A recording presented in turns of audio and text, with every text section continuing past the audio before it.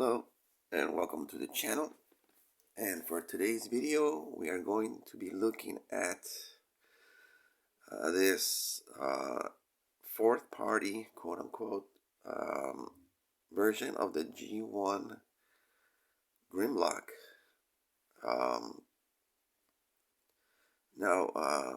Sorry if my voice sounds extra crackly today. I'm coming off of a cold, so I'm still feeling some of the effects. But yeah, I did want to make this video now before I went any further with the figure and what I have plans for it.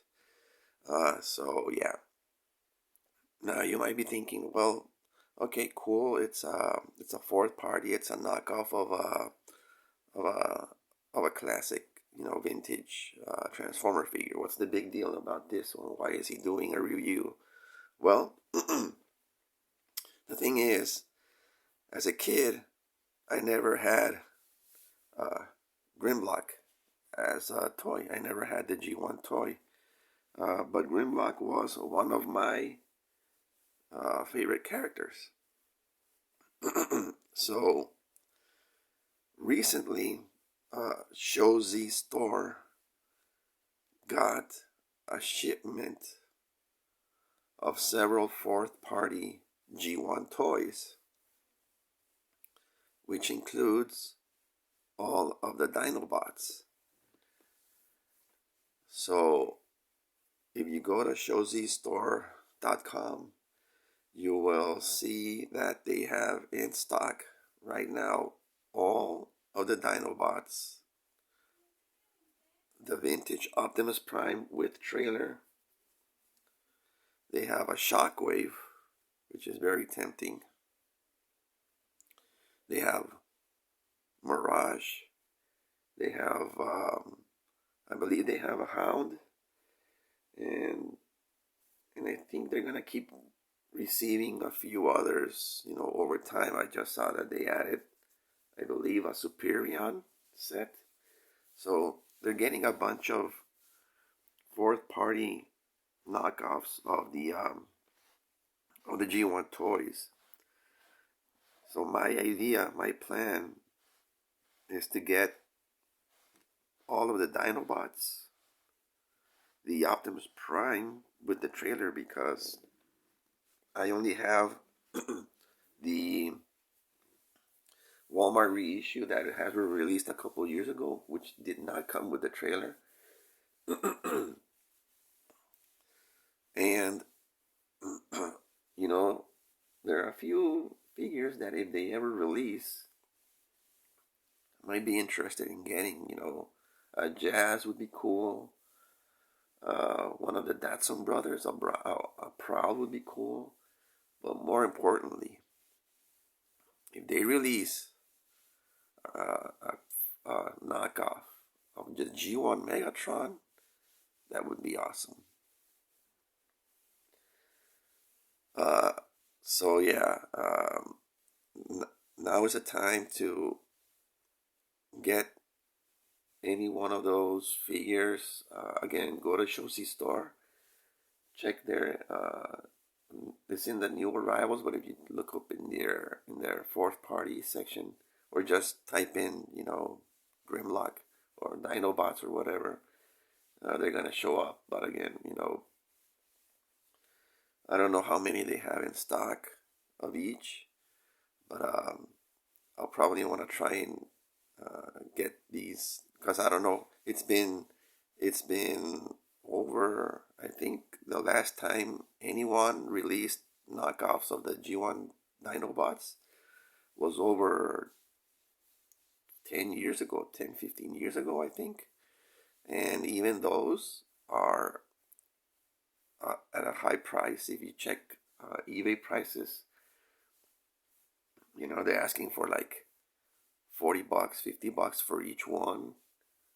And of course, if you're trying to get the original G1 toys, those are in higher price, right? So for years, I've been wanting to get a Grimlock, and I I guess, playing the waiting game paid off. And these aren't actually that expensive. Um, they're $33, free shipping to the US. I actually paid uh, less because I had accumulated some points from past purchases and all of that. So I got like an $8 discount. So he came out to like 24 bucks or something. Uh, but yeah,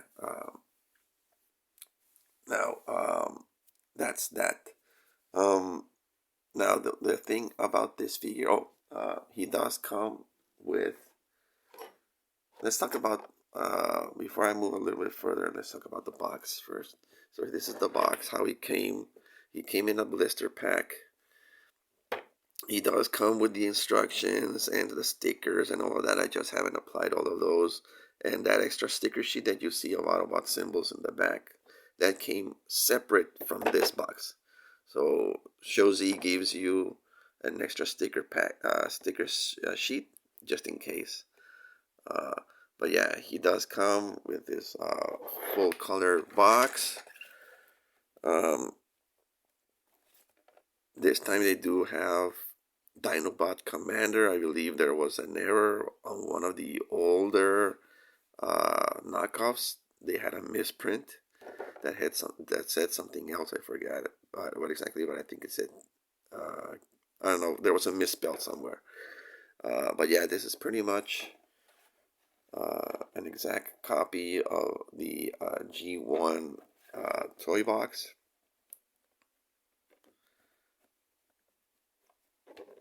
And you can see it does have like a glossy finish on top.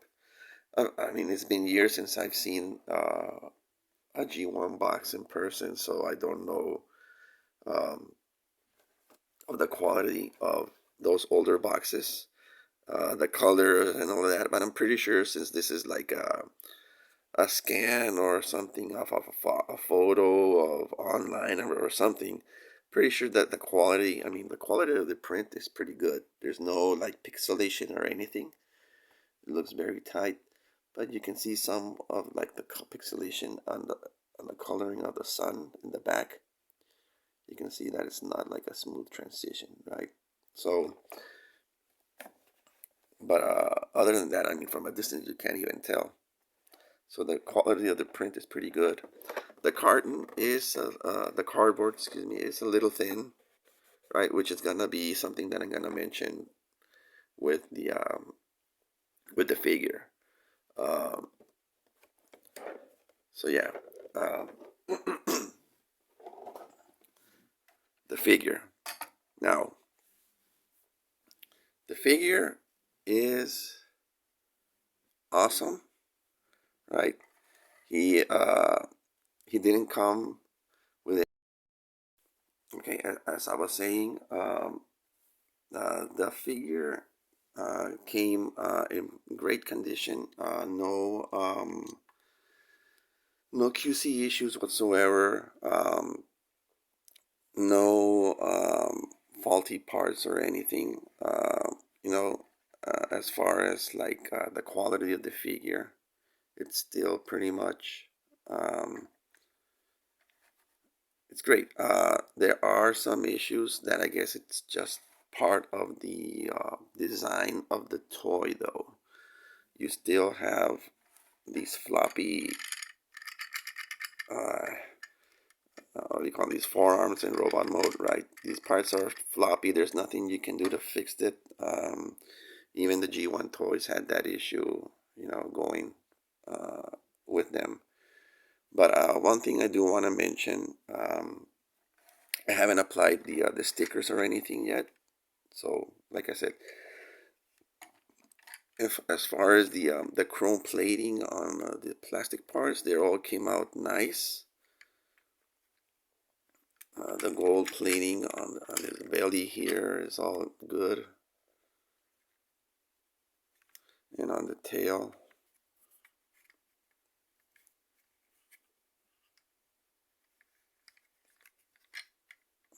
So all of it has been neatly cut, and you know you are gonna see some some sprue marks and all of that from where they cut the figure from the mold and all of that, like right here on this spot right there. This should be covered with a sticker, right? But then you're gonna see it right here on the clear plastic.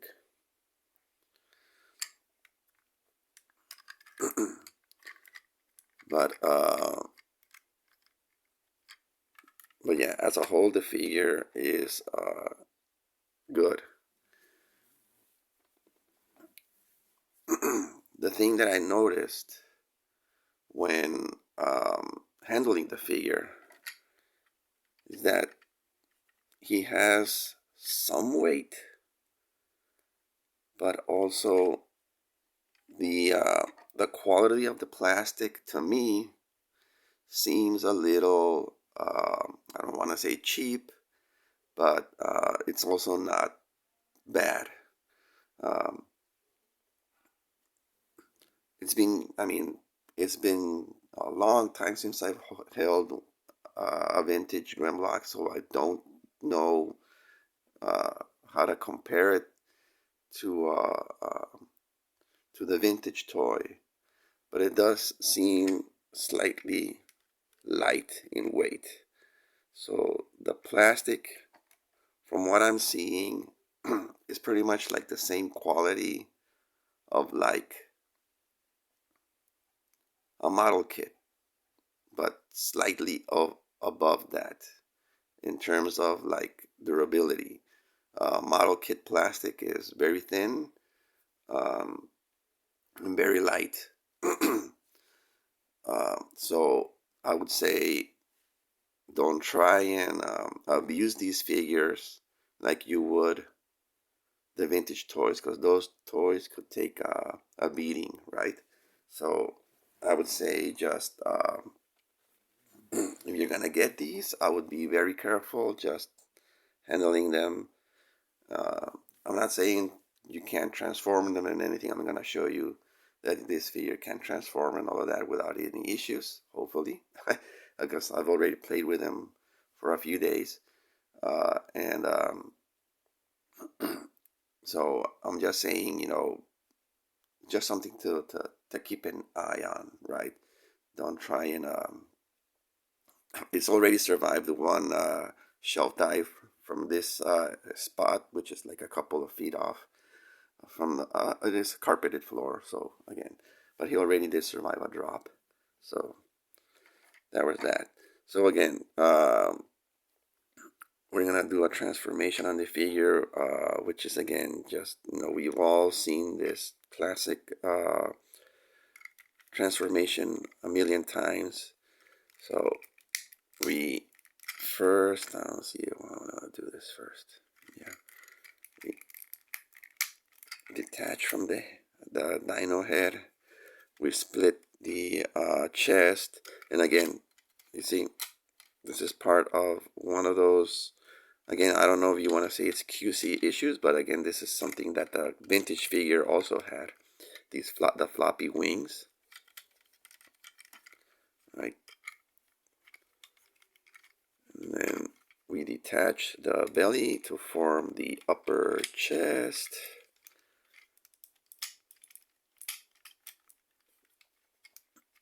And then we split open the tail.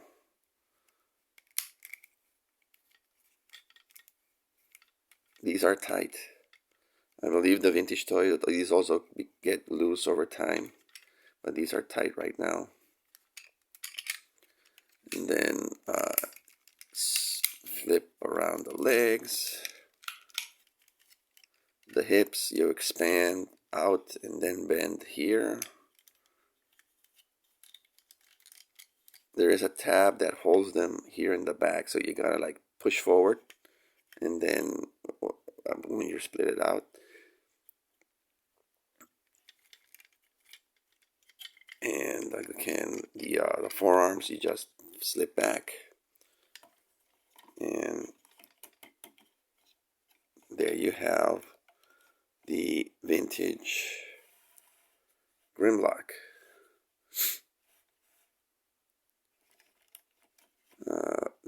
this table is a little slanted, so he may fall backwards. That's not a fault of the figure. It's just the table.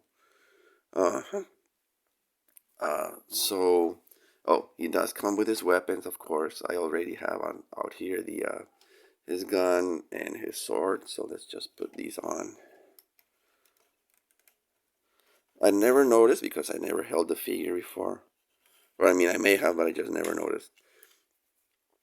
The sun, his sword and his gun don't plug all the way in, because you can see how on the fist, this is supposed to be his thumb, right? So the thumb is outside of the normal hand, so it's like something like this, right? So the thumb has the molding around him to hold the weapons. So these don't plug all the way down, right?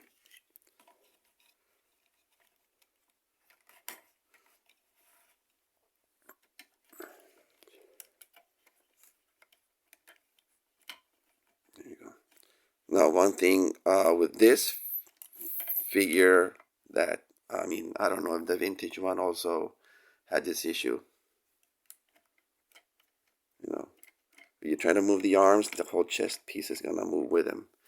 But again, that could just loosen up the arm a little bit, the screw. There's a screw that holds that up, and you can just loosen that up a little bit. You know, maybe that'll alleviate the. I would prefer to have it tight, right? But there you go. Here we have the vintage Grimlock, and just for fun and comparisons with some modern toys, let me bring in the last two versions of Grimlock that Hasbro has released. This is the Power of the Primes Grimlock. This is a custom that I repainted, of course. And the most recent Studio Series 86 Grimlock, where you can't even see completely in the picture.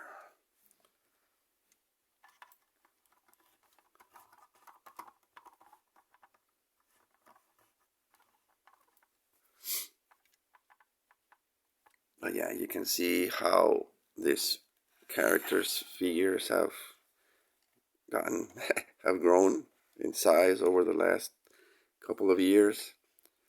This figure should have been this size in the beginning, but I'm glad we have this one now.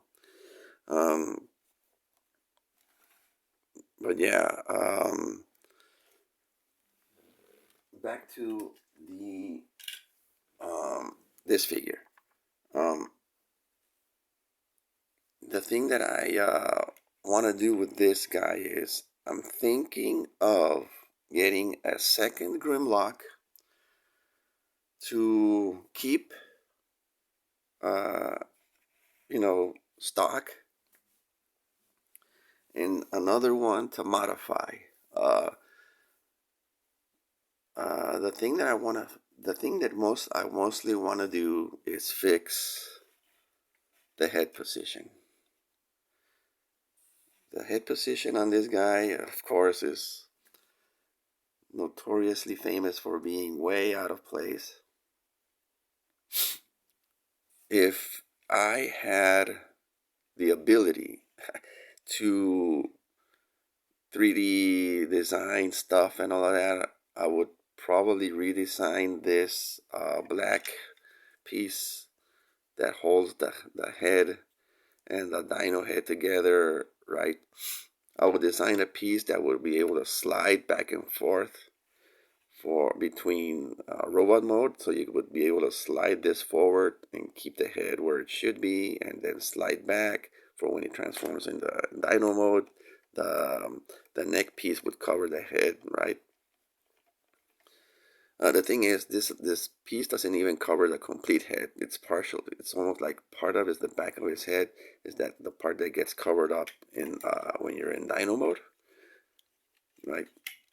Let me just partially do this so I can explain better what I'm thinking of doing. so we're doing the half transformation here. You can see how when we get the chest piece down to cover up, I'm gonna have to remove the gun. Spin the back. This is becoming way more difficult than I thought.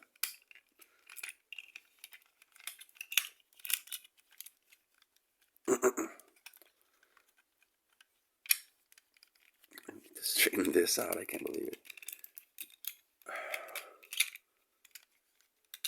Hold on just one second. How stupid of me. Could have just swung the arm forward. Anyway, you can see when you swing the chest piece around, or the back wings, right? When you're swinging around to get into Dino mode, this is how much of Grimlock's head needs to be covered up when the neck piece comes down, right? But I'm using this as an example so you can see what I'm thinking of doing. So when the head comes down, that's all that gets covered up. What I'm thinking of doing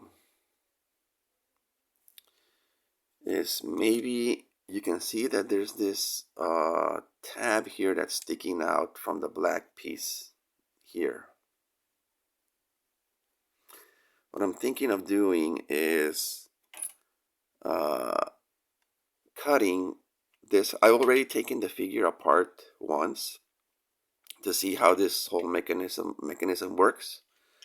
So you can see underneath here, there's a screw that holds the head, right? And then there's this piece right here that goes through the screw to hold this whole thing in place. I probably can't cut all the way down this piece because this is where the screw is. So if I were to cut this entire piece off, this piece would break off because of the screw. So I would have to cut a little further front, right around here on the black piece, right here, which is in front of this part right here. That starts to curve for the place for where the screw hangs on, which should be enough space for this to swing back and forth, up and down. So I would have to re-drill a spot right near the edge of the front of this tab, right? Relocate the head, this position here, even though it still would be slightly off in robot mode. The head would still be slightly sitting a little bit backwards, maybe, because the screw that holds the head in place is around this spot. So maybe it would still need to be aligned with the shoulders, right? So it wouldn't look as off as it does look right now. Ideally, the position of the head should be right there in the middle where the gold and the black meet, right here in this spot. That's where the head should be.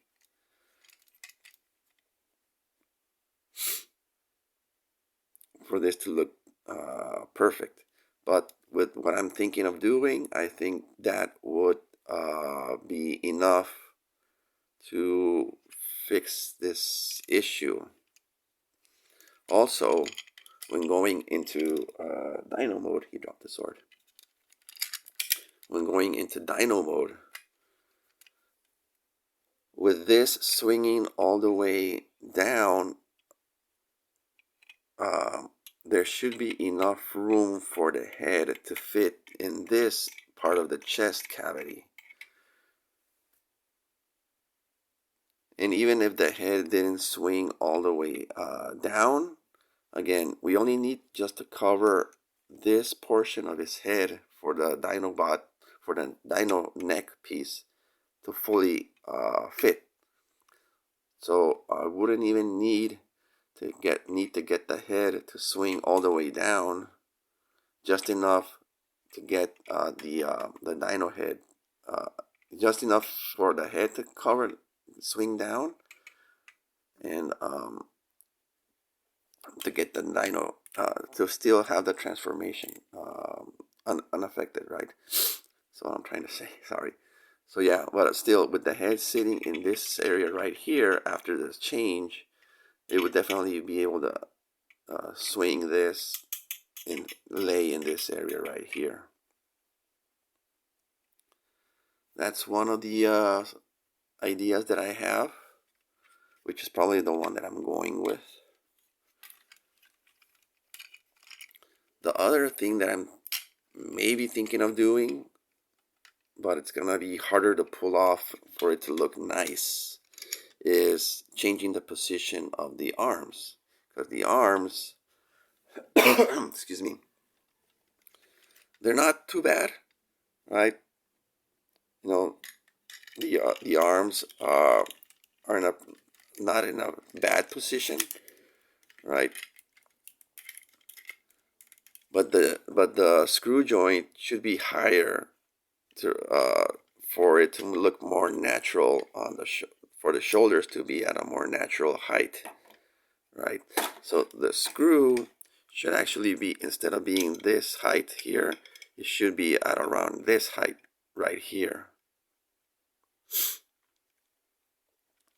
So when I was thinking of maybe repositioning the shoulders higher up, right, almost resembling this, the higher shoulders, right? So, but the thing is, the way the screw is held in, there is attached to this entire gold piece is an extension, which is where the screw gets threaded through. So we need to cut that, reglue it, reposition it, and then reposition the screw, reposition the arm. But that would leave there would be no way for me to correct the paint in that area, although it probably wouldn't even be visible because of how large the shoulder is, right? So maybe it could be doable, because I don't think raising it like a quarter or a fourth, excuse me, an eighth of an inch would affect the visibility of that spot. So you wouldn't even be able to see the cut piece of plastic and repositioned plastic and all of that. So